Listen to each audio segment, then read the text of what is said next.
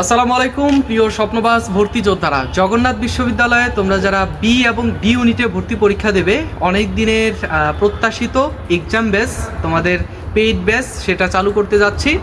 তোমরা যারা জগন্নাথ বিশ্ববিদ্যালয়ের বি এবং ডি ইউনিটে ভর্তি পরীক্ষা দেবে, অবশ্যই এই এক্সাম বেসে ভর্তি হবে।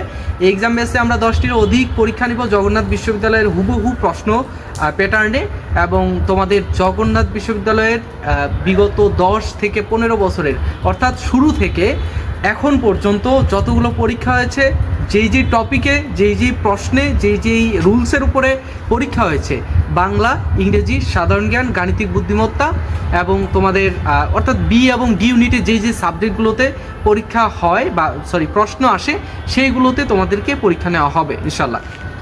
তো তোমরা যারা এই এক্সাম বেসে ভর্তি পরীক্ষা এই এক্সাম বেসে ভর্তি হতে চাও এবং ভর্তি পরীক্ষায় ভালো একটা ফলাফল পেতে চাও, অবশ্যই এই এক্সাম বেসে জয়েন করবে। আমরা 10টার অধিক পরীক্ষা নেব। আশা করব যে এই 10টার পরীক্ষা দিয়ে তোমরা নিজেকে যাচাই করতে পারবে এবং যেখানে যেখানে ভুল রয়েছে সেই ভুলগুলো সমাধান করে পরীক্ষার হলে বসতে পারবে। ঠিক আছে?